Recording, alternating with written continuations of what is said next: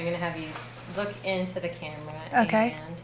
and just do your introduction. First and last name, the school we're at today, and then the grade level and the lesson type that you taught.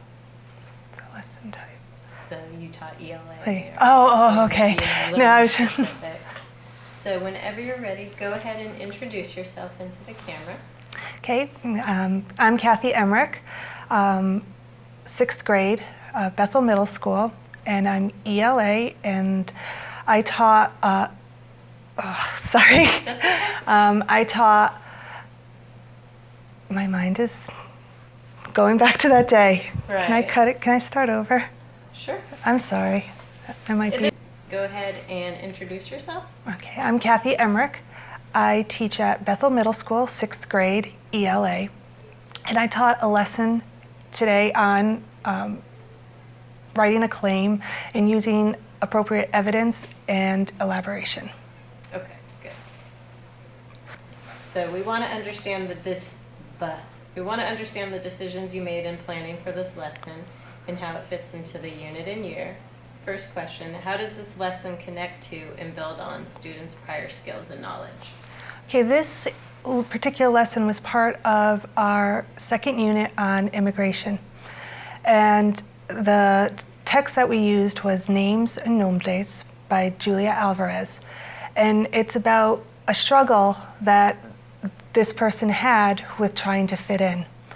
And one of the things that knowledge we try to build on with the students is how they can gain an understanding of how hard it is to immigrate into the United States and to get some perspective.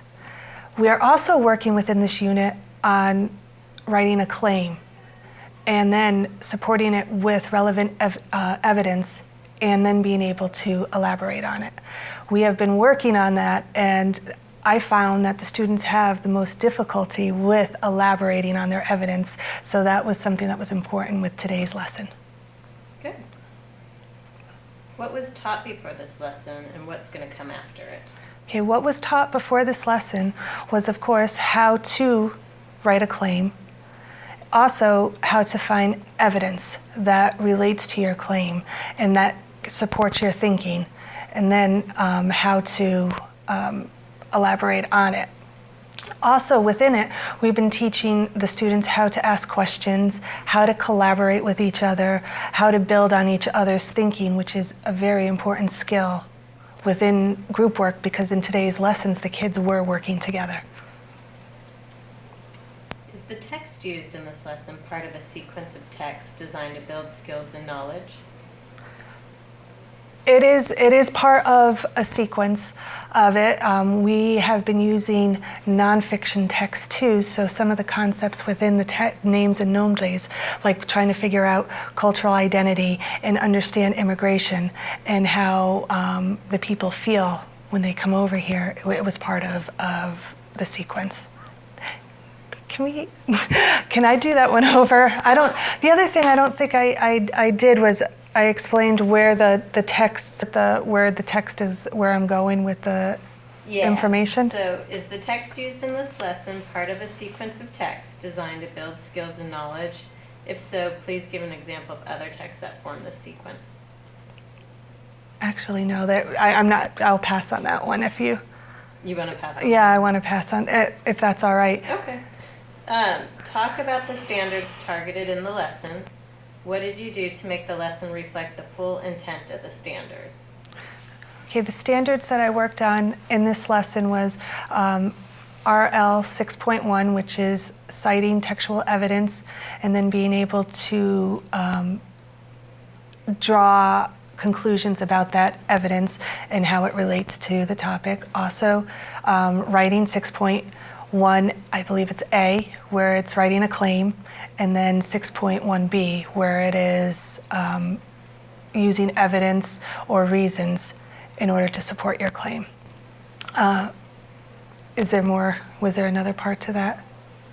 Talk about the standards targeted in this lesson. What did you do to make the lesson reflect the full intent of that standard? Well, what I did was the kids had to have read the text before, and we had multiple readings of the text so the kids were familiar with it. And in order to reflect the standards, is they had to go back in and find the evidence for it to support their claim. They had to write a claim, find the evidence to support it, and then be able to elaborate on it. So we were really focusing on those 3 claims. I also provided modeling for the students so they could see exactly what I was looking for. Which of the core action indicators do you think this lesson best exemplifies, and why? I think it is the 3rd one, which is about student participation and collaboration and really going in and finding evidence within a piece. Each one of the students, had to find a piece of evidence that supported the claim that their group came up with. Then together, they had to work together and figure out what does that evidence mean, and how does it relate to what they're trying to support. We're interested in how the shifts required by the CCSS are being incorporated into your instruction. Discuss how this lesson illustrates the shifts required by the CCSS.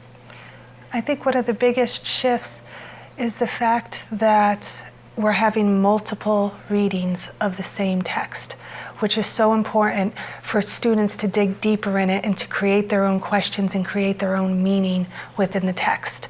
That's one of the biggest things, is a text may be used over the course of 4 days for different purposes. So you're not just leaving one text and going to the next, you're really delving deeper into a particular text, as we did with this one. How did you teach the content of this lesson or text prior to the CCSS? What's the same and what's different? Of course, what is the same is finding evidence and elaborating on the evidence to support a point. What is very different is the fact that there's a string of lessons connecting the reading and the writing portion before. And I just lost my train of thought again. You want me to read it again? Yes, I'm sorry. Okay. How did you teach the content of this lesson or this text prior to the CCSS? What is the same and what is different? Okay. I'm just trying to get my thoughts back. What's the same, of course, is the text itself. But what is different is really looking at the complexity of the text, where I am really choosing texts that will challenge the students in many ways, but also have a purpose to it. That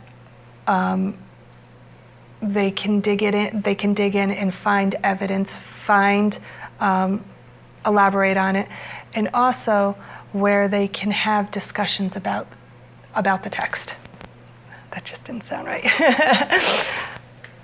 Student engagement is crucial to the work of the CCSS. We want to understand how you ensured that all students had the opportunity to productively engage in the work of the lesson. How did you support all students in working with grade level text? For example, how did you provide scaffolding for students below grade level so they can read grade level text? One of the scaffolds that I provide for students who may struggle with the text is either A, they can listen to it, or B, they have it read out loud to them. I also provide small group instruction within the classroom in order to help kids access the text. What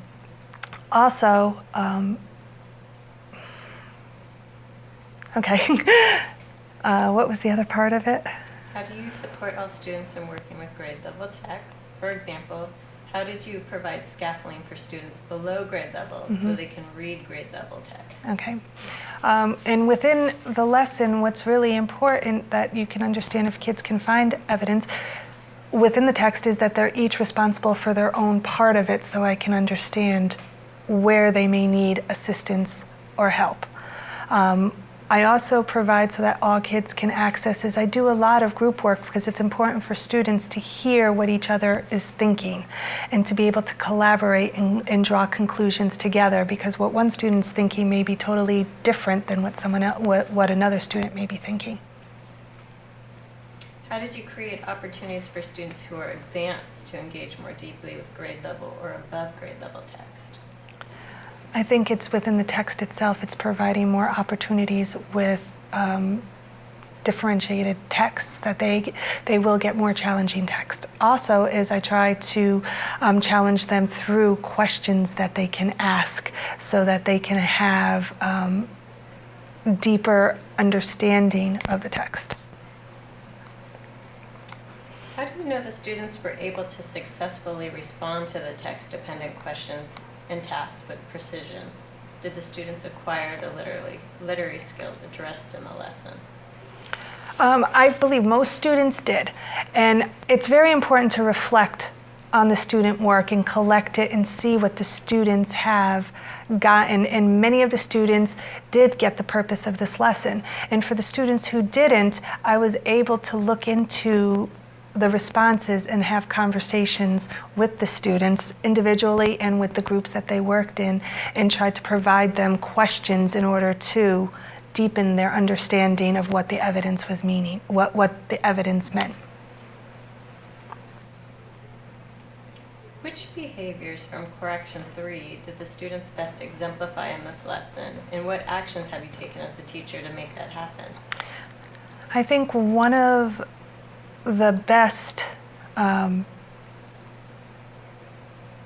things the students do from Correction 3 is the collaboration. I think the students have gotten a lot better with learning to work together and value each other's opinions. We've been working hard on actively listening to each other. Many times students want to say something, they hurry up and say it, but other students aren't given a chance to respond to what's being said. So it's very important for the students to work collaboratively in a group to be able to actively listen to each other, and we've really been working on that. Great instructors are continuously learning. We want to understand what you celebrated in the lesson and what you would improve upon. Reflecting on the lesson, what worked particularly well and what might you do differently? What worked really well was the fact that we had the technology available for the students to utilize so that they could see what each other was writing, so they could have conversations right then and there, and the information was right in front of them. That really worked well. I also liked the fact that they really did find relevant information. I think what needs, looking back, is we need more practice with the elaboration part of it, and really connecting to, is that the best piece of evidence that you could have found, or is there something else that would support it, and really dive deeper into conversations, I think, after reflecting on what we've done on the work.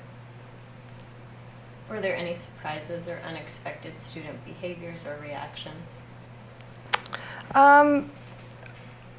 There weren't any surprises, but what I really liked about it was many of the students went back and found evidence at the end of the story that really truly supported the claim that they were making, and that really truly told me that they understood what was being asked of them. That's it, you're done. Oh, did I sound like a babbling fool?